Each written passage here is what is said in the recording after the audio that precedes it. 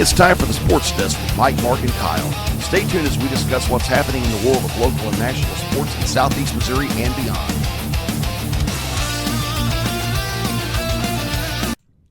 And welcome to the Sports Desk with Mike, Mark, and Kyle. I'm Mike Bueller. I'm Mark Sanders. And this is Kyle Roberts. And we have got a full show today. We are going to be joined in a little bit by Milwaukee Brewers draftee Brady Smith. And we should be joined after that by Poplar Bluff Lady Mules basketball alumna Jadyn Brandon, who is getting ready to announce her choice of college. But in the meantime, we are also going to be talking some Cardinals baseball. We're going to be talking a little bit of All-Star Game, and we're going to be talking a little bit of World Cup since they are in the finals. But we are going to lead off with baseball, and even though the Cardinals have not played since Sunday, it's been a good week for Cardinal Nation because somebody in Cardinal Nation did something really special on Monday night. Mark, tell us about that.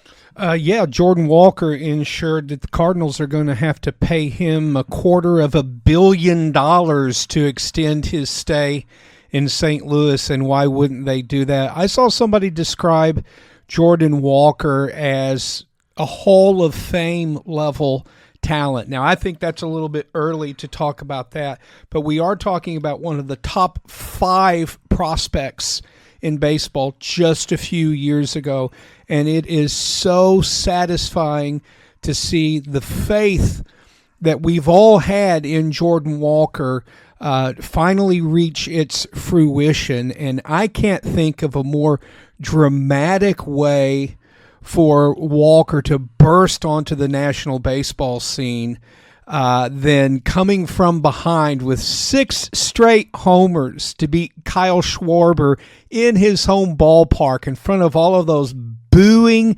Santa-hating, battery-throwing Philadelphia fans. Congratulations to Jordan. Have you heard of anyone getting booed at a home run derby? Is that not crazy? It's Philly, guys. Philly, it's not crazy. Yeah, Philadelphia booed Santa Claus. I mean, come on. For context, they were booing the Eagles because they were winning games when they didn't need to because they wanted the team to tank for O.J. Simpson. And Santa just happened to be there. He was collateral. Yeah, but booing Santa is a better story. Oh, of course. So we don't want to interrupt the narrative. I saw a reel.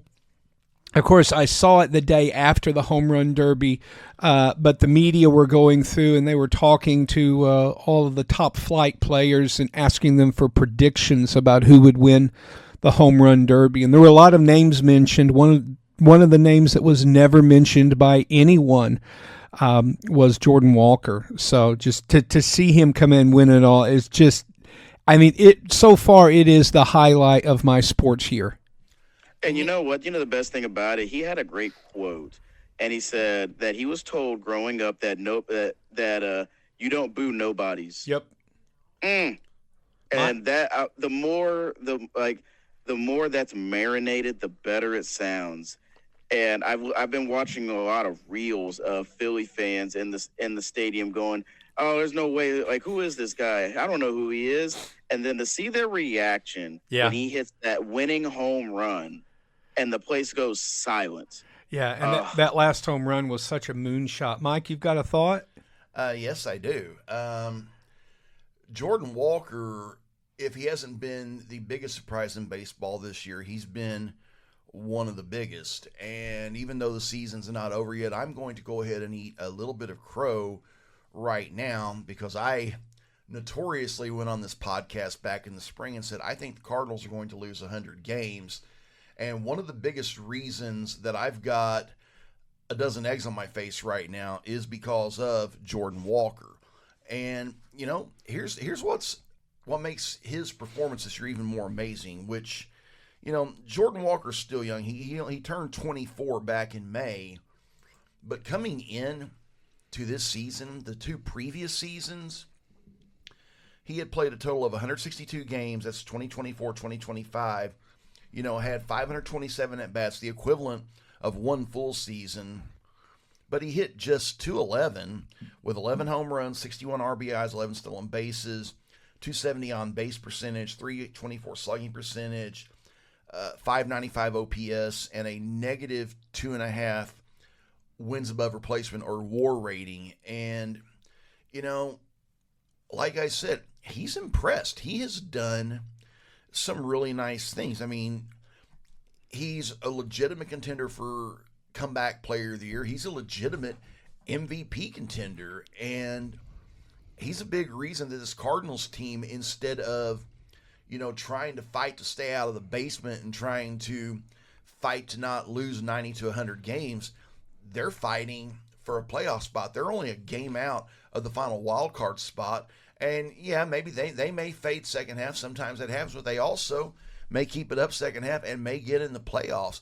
And if they do, the biggest reason, but not the only reason, but the biggest reason they're going to do it is Jadyn Walker. Yeah, I don't think they may stay statistically within the playoff hunt, but Kyle, you and I have said this all along. This is a team that we expect to finish approximately 5 games above 500, and that's what they're. If we just look at their first half schedule, they're 50 and 45. I'm going to ask Mike to do some math in his head. What's 162 minus 95? 67. Okay, 67. so 67 more games to play. Take that down to 66. That gives us 33. So that would put the Cardinals 45 plus 33. 78. 78. Okay. So 78 losses against however many wins that is, if they continue to play 5 games above 500, somewhere in that range. So we're looking at anywhere from an 80 to 90 win season. That probably puts you in the playoffs. Yeah. I think if we just look at the numbers, you can't say, unless there is a collapse, and that's one of the things that we've seen with the Cardinals, especially through June, is they've been very streaky. They've been losing 4 or 5 in a row before they come back and win like 3 out of 4 or something like that. I think you're going to continue to see that. I absolutely do not think the Cardinals should be buyers at the trade deadline unless someone they need to hold. Yeah, unless somebody is just really looking to unload a top flight pitcher. Let's say, where's Detroit? Okay, Detroit's a bad team this season. Correct me if I'm wrong. Is Verlander back in Detroit? He is, and he's retiring after the season, so I doubt he moves. And he's also been hurt most of the year. Well, okay. Screwball. Okay, yeah. So let's say someone in the basement wants to unload, a number 1 pitcher. And the Tigers have Tariq Skubal.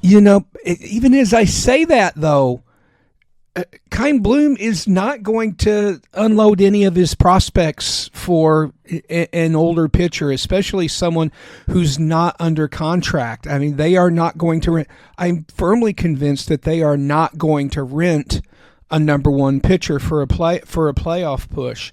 I think nor should they. No, nor should they. I think they're playing with house money, and whatever happens. Now, if they want to trade Skubal for, say, Matthew Liberatore, I'm totally okay with that. They can send absolutely. They can send Liberatore wherever they want. He is the weakest link in our starting rotation, which is disappointing because I really expected more from him. But you get what you get. So, but I don't see the Cardinals as buyers or sellers. I think Kyle Bloom knows exactly what he's doing. I think his focus is on whatever comes after next year's labor stoppage, whether that's a lockout or a strike. I think that's probably pretty inevitable. I don't think we can expect to see anything other than banana ball next season. Minor leagues. So you don't need to sell your future for a first round wild card loss this season. It doesn't make any sense. Exactly. And if Bloom has been doing anything, it's been making all of the right moves. He has. It genuinely feels like it feels like such a breath of fresh air with him in the front office. And this is honestly the deepest that the Cardinals farm system has been in years. Why throw it all away for a rental? Yeah. I also want to say something in response to Mike's recitation of, all of the analytics for Jordan Walker. We should never expect that a young man is going to rise up into the major leagues and just rake like a Hall of Famer. Exactly. That's a good point. Yes, we were spoiled with the career of Albert Pujols, but Pujols is a once-in-a-generation talent. Bryce Harper for Washington came up and was a teenage phenom like that. But there's a reason why we call these players phenomenons. By definition, a phenomenon is a once-in-a-lifetime experience. What we usually see from our major league stars is the progression similar to Jordan Walker's, a young player with a ton of talent and a ton of potential who scuffles his first time in the big show. He's got to go back to the minors and fix his swing, and boy, did he, and all credit not only to Jordan Walker for being willing to put in the hard work at AA and AAA, but also the Cardinals in being patient with him. And that patience has to be rewarded. If there's one thing that they have to do sooner rather than later, and that is to extend Jordan Walker's contract, something along the same lines as what they've already done with J.J. Weatherholt. And if you think, Walker, Weatherholt, Alex Burleson, Nolan Gorman, Mason Wynn, this is a nucleus of a ball club who's going to win for the next 5 to 6 years. Exactly. And on that note, we are going to take a break, and we will be joined by some guests in a bit. And then later on, we are going to be talking about the World Cup here on the Sports Desk with Mike, Mark, and Kyle.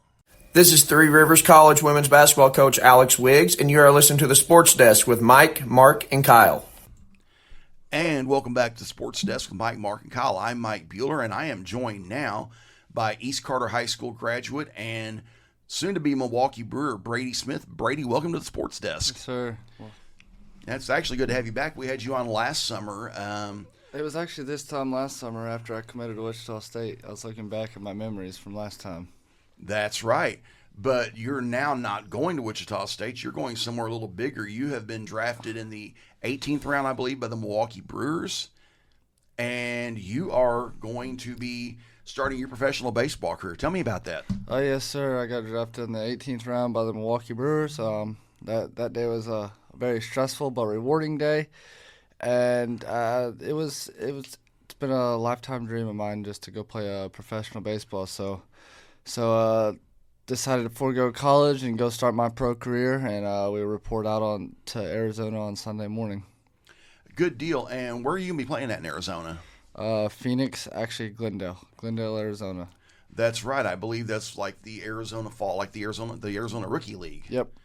Good deal. And one of the cool things about those leagues is those rookie leagues are held where the teams hold their training camps at. Yes, sir. Yes, sir.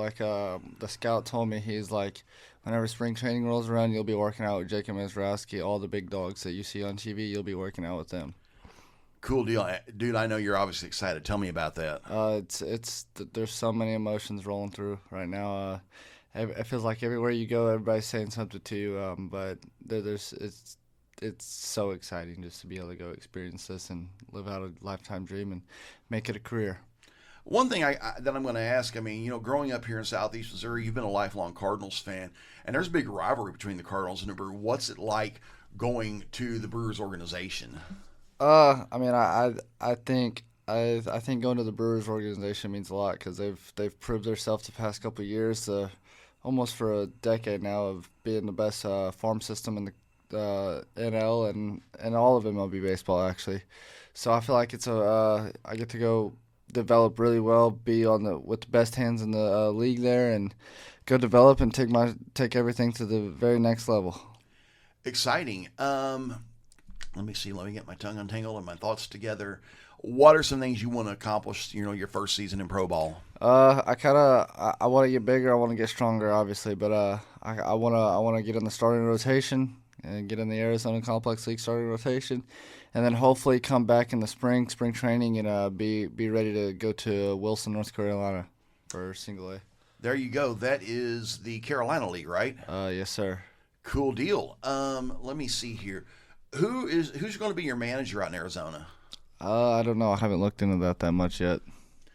Cool deal. I mean, that is such a big deal. It's been a while since we've had a Southeast Missouri area player, go straight from high school to playing pro ball. How excited are you to be doing that? It's not very many kids get to do it, so I mean, it's very, very exciting to get to go play pro ball out of high school. And as you've probably seen that the rule changes is happening next year, this is probably going to be the last class that gets drafted out of high school. So I take a lot of pride in that. There's only 127 kids in the country that got to go straight out of high school. That's pretty legit. And it's just, like I said, it's pretty awesome. I know that in the last year you went from being, going to Wichita State to going to the pros. Tell me a little bit about how that road happened. So last summer, kind of everything really just started heating up. I started getting a lot of exposure through the Adidas Athletics national team. We played a lot of big tournaments. Then that led me to commit to Wichita State. Well, then I went to a few big showcases this past winter, and everything really just started heating up. And then about 2 weeks before spring baseball came out, I got a text from J.D. French, and he was really wanting to talk to me. He's an Atlanta Braves scout from Kennett. And then it felt like he started texting, and then it just started happening one by one. And then towards the end of the spring season, it really, really, really got hot.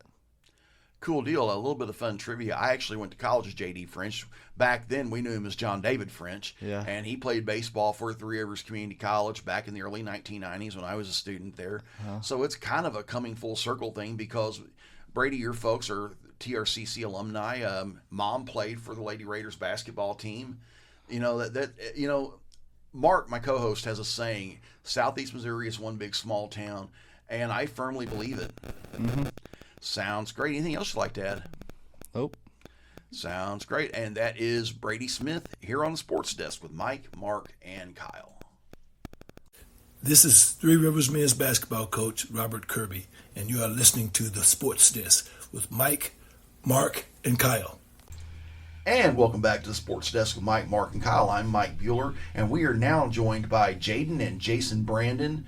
Jadyn just finished her high school basketball career at Poplar Bluff, and Jadyn's getting ready to make her college choice. Jadyn, welcome to the show, and tell us a little bit about where you're heading next year. Hey, I'm going to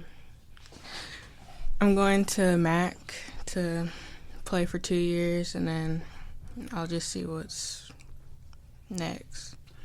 Cool deal, and you're going to be playing up there for Carrie Shepard, who is a former Southeast Missouri high school basketball legend at South Pimlico and also played college basketball at the University of Missouri and later at Southeast Missouri State. How excited are you to play for Carrie? I'm really excited. She's really nice. She seems like a really good coach from what I've seen, and it's just the team in general. From me hanging out with the girls and going to work out with them a few times, it just seems like it'll be a good opportunity and just a good family, I guess. Good deal. What are some things you want to accomplish at MAC the next couple of years? Be more independent and honestly just grow my skills in everything, basketball, myself, and just any other aspect. What led you to choose MAC? Well, MAC was in my first choices. It was mainly between Three Rivers and Mineral area, solely because they're closer to home and everybody wanted me to be closer to home, so I had to make the decision between the two, and ultimately MAC came out on top. There's a good little rivalry between Three Rivers and MAC. What's it going to be like being part of that? Well, I'm not sure. I just play hard every game and support my team even if I'm not on the court. You had a really nice high school basketball career here at Poplar Bluff. You got to play for Sully Dugas. What was it like playing for Coach Dugas?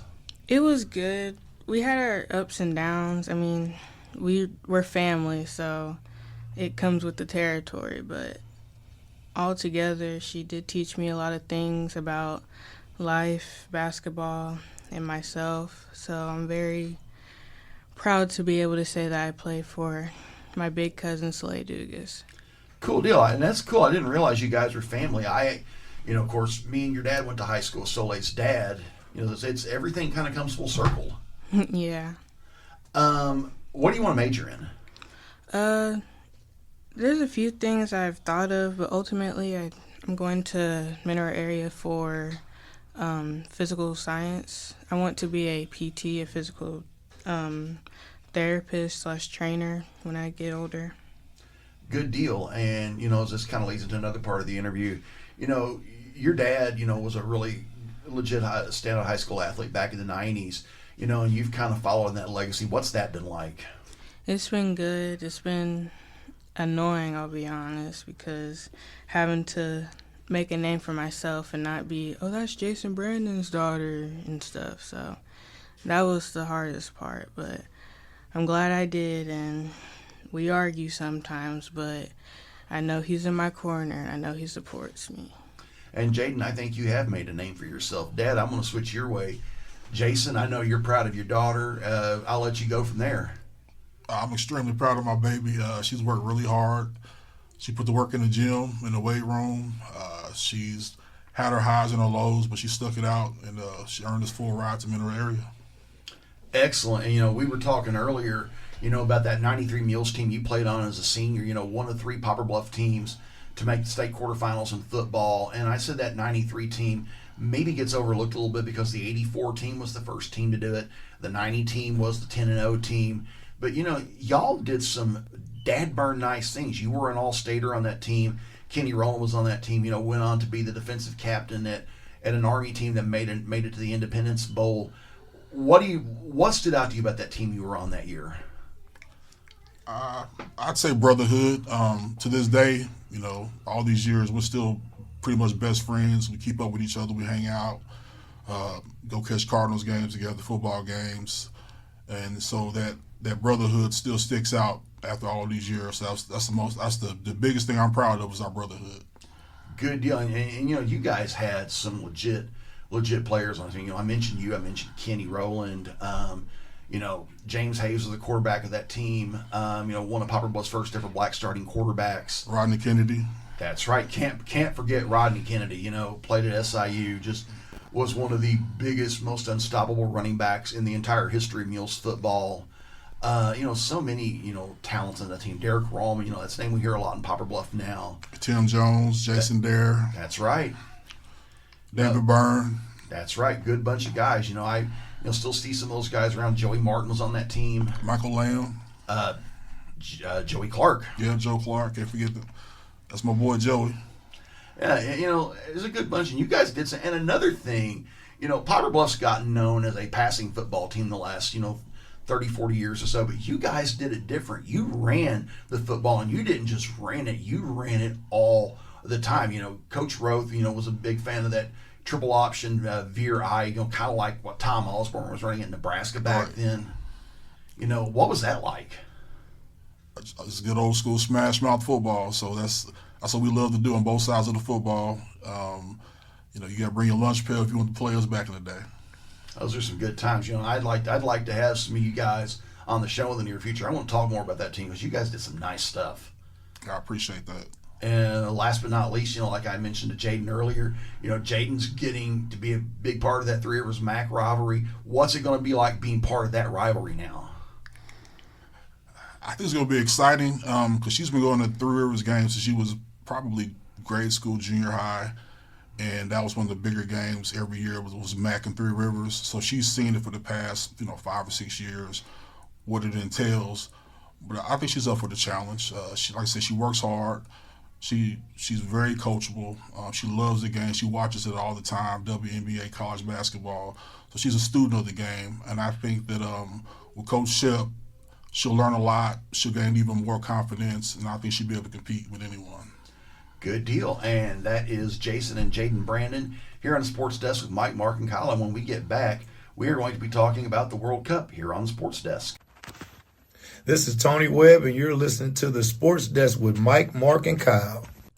And welcome back to the Sports Desk with Mike, Mark, and Kyle. As we get ready to wrap up this week's show, we're going to be talking a little bit about the other football, or at least in America, it's the other kind of football, soccer, and the World Cup is about to wrap up. The finals are set. And Mark, I know you've got a few thoughts on that. Yeah, my first thoughts on yesterday's game, Argentina's 2-1 victory over England. It was just absolutely stunning to me. I was pulling for England to win, and when they scored that first goal, I thought, yes, it's going to happen. And then inexplicably, it's one of the most baffling scenes that I've ever seen at any level of sports.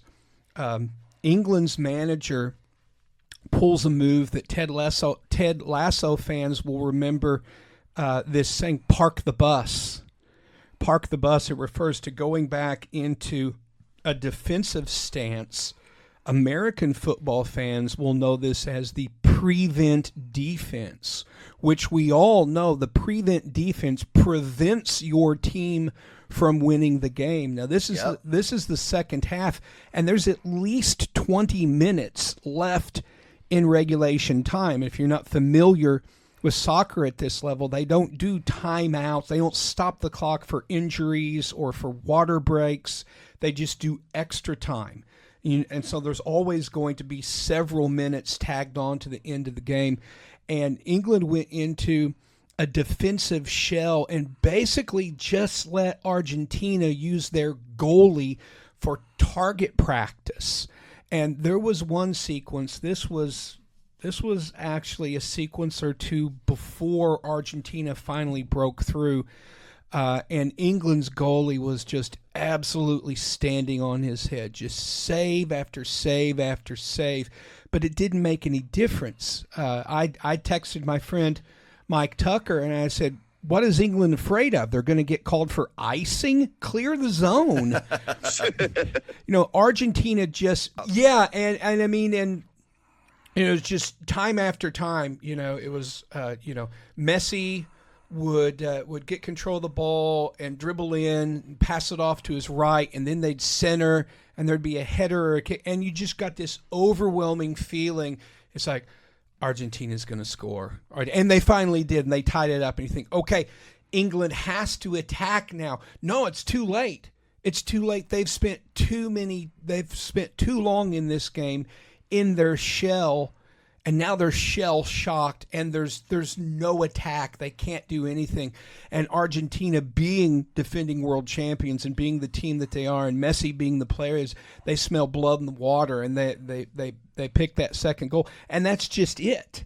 That's just it, and everyone knew it. Everyone down in Atlanta knew that the game was over at that point. So, Mark, may I interject just for a yes, moment? Go ahead, please. I did not understand why England's approach was so passive and conservative.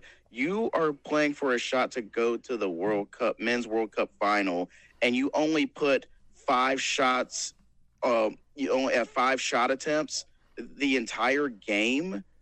Please make that make sense. I have numbers pulled up here, and it reminds me of a team, and I'll use a hockey reference, that plays the neutral zone trap to a rigid degree. Ugh. And they do not attack, and it's such a boring style of hockey. I know it's effective, but it's boring. But the key is you have to be able to counterattack. Where was the counterattack for England? It was completely non-existent. And I feel for England soccer fans today. I mean, that was just a devastating loss. And you're talking about, not attacking. My thought after they scored that first goal is like, come on, boys, it's going to take at least 3 to win this game, because what we've seen Argentina do, we saw it do it in, for me, what was such a soul-crushing fashion against Egypt. Egypt should have been up 3-0 in that game, except for the fact that every time Messi puts his hands up and whines to the refs, they go right to the video review. And that is something that I absolutely hate about international soccer. The fact that they can stop a play after a goal has been scored and then go back to the other end of the field and find some reason to wave that goal off. And I understand that Messi is a great player, but he is also a consummate whiner. I mean, he's a flopper. Yes, I mean, and he is like Tom Brady used to be out on the NFL field, constantly yelling at the refs, throwing his hands up in the air. Hey, and the officials seem more than happy to roll over and give Messi his way. So suffice to say, I've been on Team Spain since I saw them defeat Morocco in the knockout round. I love the Spanish team. I've started to learn the names of their players. I am hoping, praying, pouring out rum for Joe Boo that Spain finally knocks off the Argentinian team. Mike, your thoughts? Actually, not a lot of thoughts. I was just going to ask you, I was going to say, what are your thoughts on the championship? But you'd already kind of beat me to it. That's why I had my finger up earlier. Oh, yeah. Well, I mean, looking ahead, and that is going to be on Sunday afternoon, and they are playing in the Meadowlands, Giants-Jets Stadium over in New Jersey. It should be a really exciting game. Spain has not given up a goal in how many games? I mean, I think they've gotten to this point. The fact that they shut out Mbappe and France is just stunning. You know, France, I believe, was one of the highest scoring teams in the tournament, and they just completely shut them down. Sort of an aside, if you watch this game, Spain's goalie looks like a cross between the actor Ryan Reynolds and Kansas City tight end Travis Kelce. I mean, you'll look at him, you'll see it. You'll see Ryan Reynolds and Travis Kelce. That's cool. They're together. He is absolutely splendid. Some of the notable players, Oyarzabal. I'm sure I'm not pronouncing his name correctly. Actually, you probably are. That's what's weird. Pedro Porro. I can't roll my R's. I'm sorry. I've never been able to do that. But yes, exactly. And that's the name on the back of his kit, Pedro Porro. And let's see, Yamin Lamar, something like that. I don't have the rosters up in front of me. But Spain's team is so dynamic and so entertaining to watch. Their defense is stifling. And this is the most important thing. Spain's not going to park the bus unless there's like 2 minutes remaining in the game and they've got a 2-goal lead, okay? They're not going to collapse into a shell. You know, they are going to push this game forward. And I'm going to go ahead and predict it right now. I think Spain wins the World Cup on Sunday afternoon. I absolutely agree, and I'm especially. I got a number for you. I got 2 numbers for you: 12 and 1. 1 is how many goals they've allowed the whole tournament, and the goal differential is a plus 12. Yeah, that is just amazing, and you know, Argentina can be had. I mean, we've seen them fall behind in all of these games, but I will give Messi this much credit: he never panics. And you just see him, he's willing his team to victory. And, I mean, you know, and again, the comparison is so apt, I think. Tom Brady just refused to lose, you know, and his team had that confidence in him. It's like, hey, we've got Tom at quarterback. We're going to figure out a way to win this game. And I think Argentina is the same with Messi. Like, we've got Messi.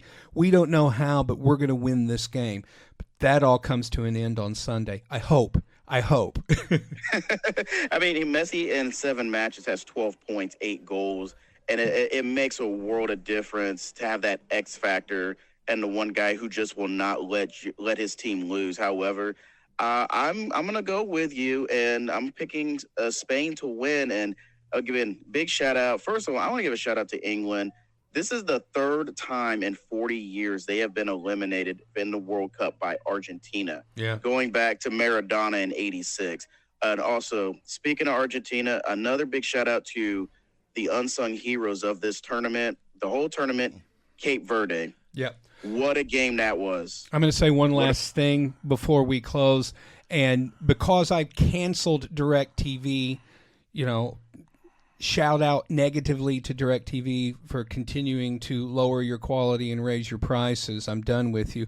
But because of that, I have had to watch all of the World Cup games on the only free channel available to me on streaming, and that is Telemundo through the Peacock streaming app. And it has been so much fun listening to these games being called in Spanish. The only words that I can recognize are the numbers. I still remember numbers in Spanish. The rest of the language just goes completely over my head. But you don't need to understand what they're saying. It's just so entertaining to listen to. So, if you want to change it up, watch a little bit of the game on Telemundo, and you get a completely different experience. So that's our show, Mike. That's right. We're going to have more next week. We are hoping to be joined next week by Three Rivers College women's basketball coach Alex Wiggs, and we'll be talking more stuff. And on that note, I'm Mike Bueller. I'm Mark Sanders. And I'm Kyle Roberts. And you have been listening to the Sports Desk with Mike, Mark, and Kyle.